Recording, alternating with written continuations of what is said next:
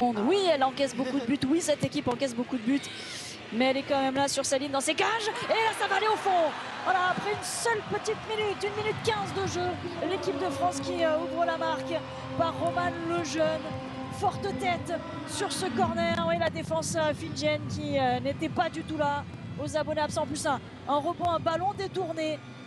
Eh bien aussi, Annie, vous avez été entendu. L'équipe de France a marqué et rapidement. Tout à fait. La première tentative de Roman Lejeune avait été claquée en corner par la gardienne. Ce serait bien d'arrêter l'hémorragie. Oh, c'est recalé là, Liana Joseph pour mettre le deuxième but. En renarde des surfaces, elle s'est laissée oublier. L'équipe de France qui, voilà, aggrave le score, poursuit son récital. On se précipite, on sait l'importance de gagner et de gagner largement. Ça doit permettre à l'équipe de France de mettre en place son jeu et vraiment mettre de l'application dans tout ce qu'elle fait. Deuxième chance, Chloé Neller, tout en finesse, ça passe sous les mains de la gardienne pour aller au fond, 3-0. Là, cette fois-ci, elle n'a pas fait de miracle, elle s'est même un petit peu trouée, la Vaca Loloma. Ça profite à l'équipe de France qui déroule. Il y avait déjà une erreur de relance. Elle n'est pas dangereuse, cette frappe. Non, mais elle est placée. On voit la première frappe contrée de Mendy.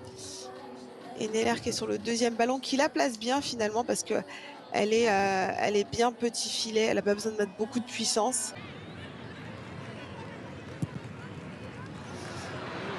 Ouais, un bon ballon dans la surface.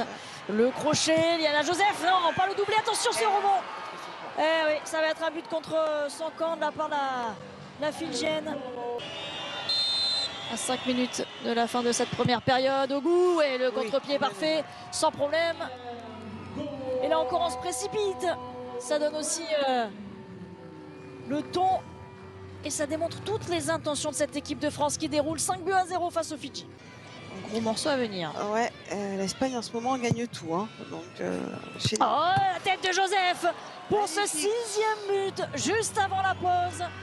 Et on va encore courir pour prendre le ballon. On va encore espérer, pourquoi pas, aller chipper cette deuxième place du groupe au Canada. La passe est signée Urtré. La tête Joseph.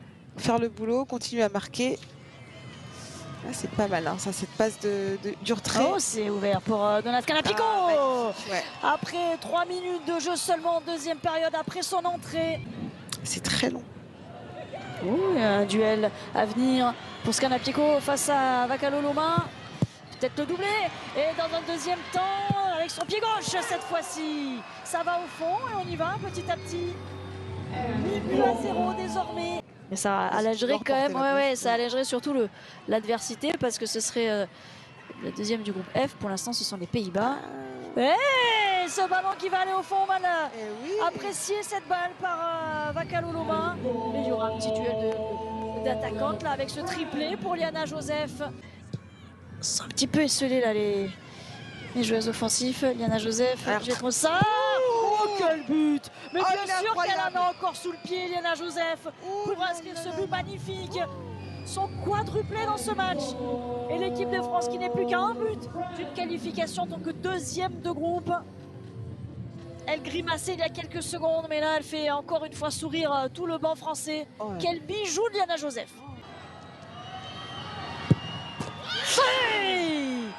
Il est là, ce 11e but. Il est dedans là cette fois-ci. Ouais, la joie évidemment collective parce qu'elles savent qu'elles reviennent de loin. Elles savent que c'est la deuxième place là qui leur tend les bras. Et c'est terminé. L'équipe de France qui l'emporte 11-0 face aux Fidji. L'équipe de France qualifiée pour les 8e de finale de cette Coupe du Monde des moins de 20 ans. La plus grande offre de sport accessible à tous, disponible sur le site L'Équipe dans l'espace TV.